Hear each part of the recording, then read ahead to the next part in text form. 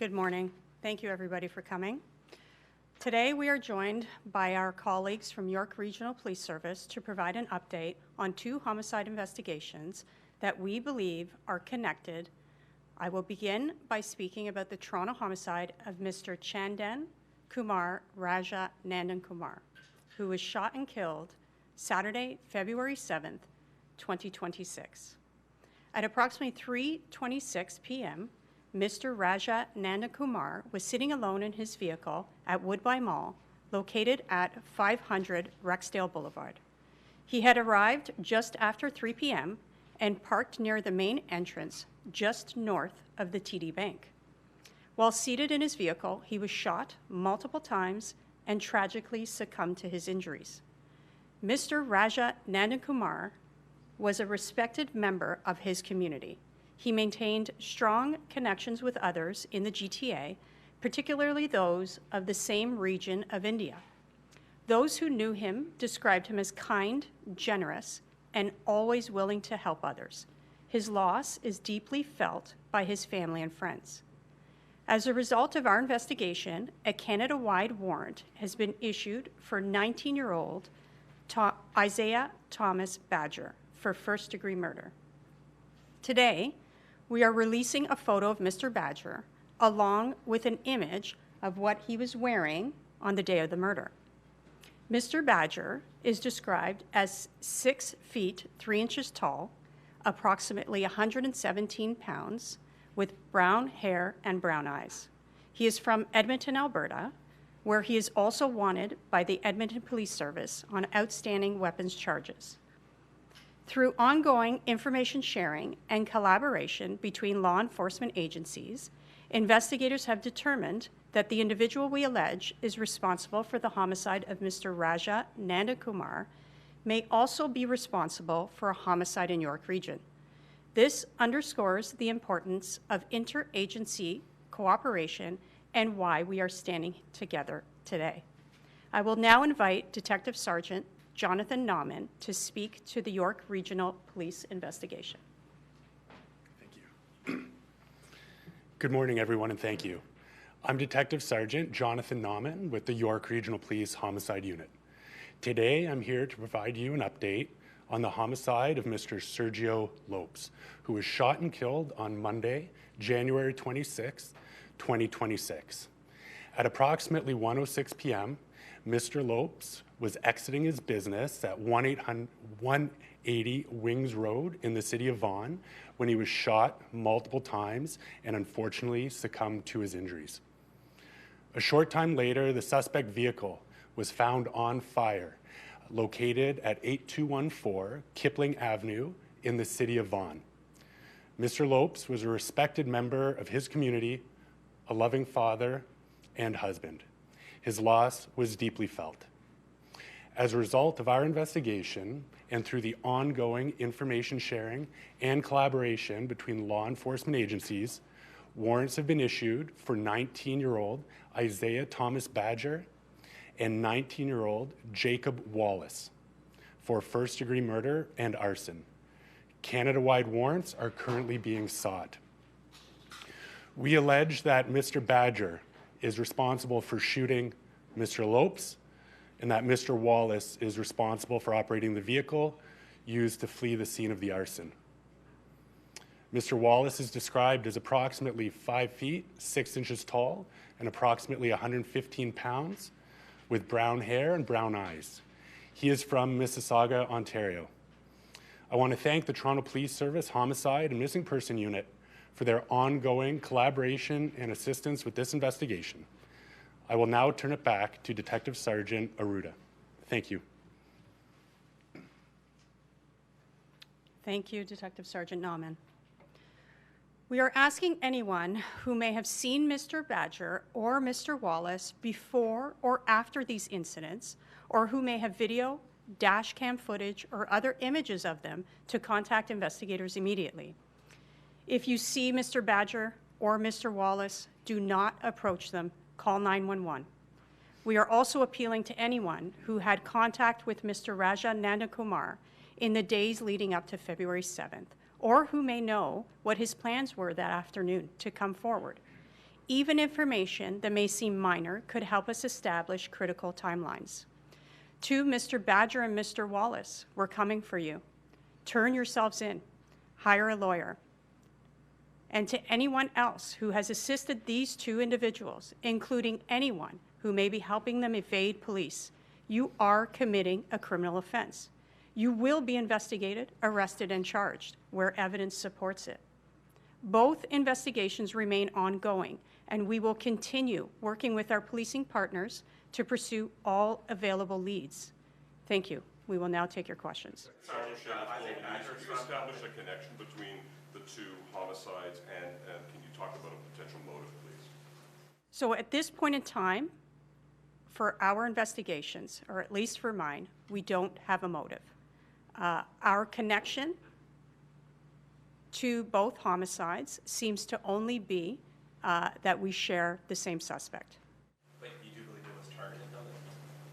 So I'll say this. I do believe that my investigation was a targeted shooting, but that Mr. Raja Nandakumar was not engaged in any criminal activity at the time of his death. Badger's wanted in Edmonton because he had a previous criminal record. I can't speak to that. Is there any reason to believe that Isaiah Badger came from Edmonton to here specifically to commit crimes, or was he living here?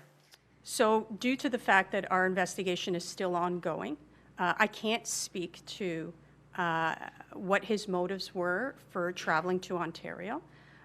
Most importantly, obviously, we're here today because we really do believe that Mr. Badger and Mr. Wallace are still here in the GTA, and they need to be apprehended immediately.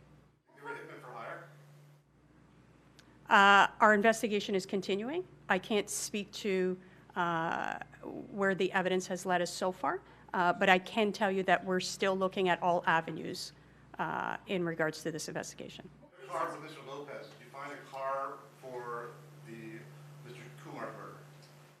So what I'll say about my investigation is that what we know is that Mr. Badger, after committing the murder, left in the crime vehicle, drove it to Claireville Conservation Area, where he lit it on fire, and someone drove him away from that scene. I do not have an identification on that person, nor a description, but I'll say this, that this investigation is continuing. I will identify who that person was, and we will lay the appropriate charges where the evidence leads us. Both of these incidents were described as targeted when they happened, but if you don't have a sense of a motive, I mean, how do you know that these were not just people randomly picked out for shootings? What made you think at that time that both were targeted?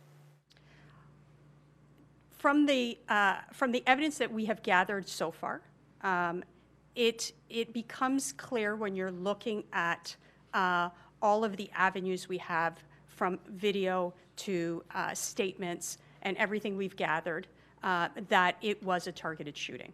I can't speak to York Region shooting. I will have Detective Sergeant Nauman speak to that. Thank you, and I'm going to repeat much of what Detective Sergeant Arruda said. While the motive still remains unknown, all the evidence to date, the video surveillance, the witness statements, people that were present, it appears to have been targeted. Why do you believe they're still in the GTA? I can't comment. I don't know why they are still here. Detective Sergeant, can you just provide some clarity? So you're saying that Isaiah Badger, after allegedly committing the murder of Mr. Nandakumar, took his vehicle to a conservation area and lit it on fire. Does that mean that he left Mr. Nandakumar in the parking lot there with his wounds and then took the car, or was he in the car? What was the sort of steps there? Yep. So Mr. Raja Nandakumar was left in his vehicle with his wounds, where then officers from 23 Division found him and immediately began providing first aid before Toronto paramedics arrived and took over. These are both very brazen daylight shootings. Were there any similarities between the crimes that drew you to the same suspect? Absolutely brazen daylight shootings. I'll say that It was similarities that led our services to speak to each other, that then provided the situation we're here today, that led us to believe that we share the same suspect. I can't get into the evidentiary nature of what seemed to be similar, but definitely. They were stolen vehicles. It was stolen in my investigation. And it looks like Detective Sergeant Nauman is saying his was stolen. Yes, stolen?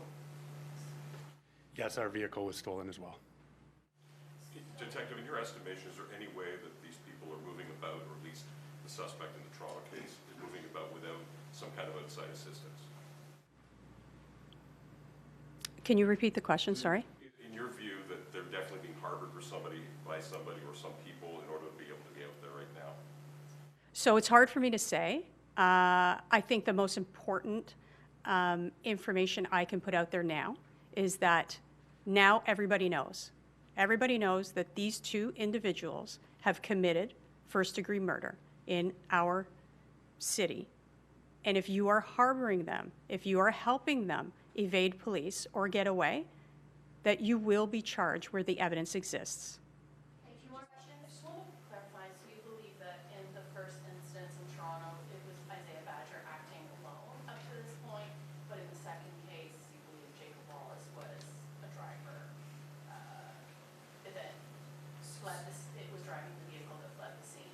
So all I could speak to, of course, is our investigation.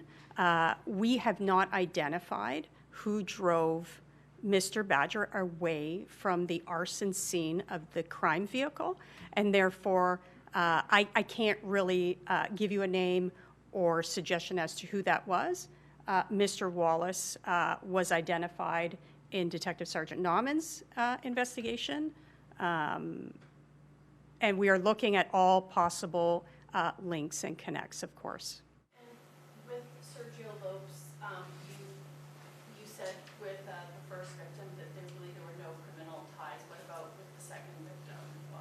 Did this person have any previous criminal involvement or activity or connections? Sorry, just speak there. Which victim are you speaking about? Sergio Lopes? Yes. Yeah, no evidence has not shown any connection at all to criminal activity. Do we know if these younger gentlemen have any prior criminal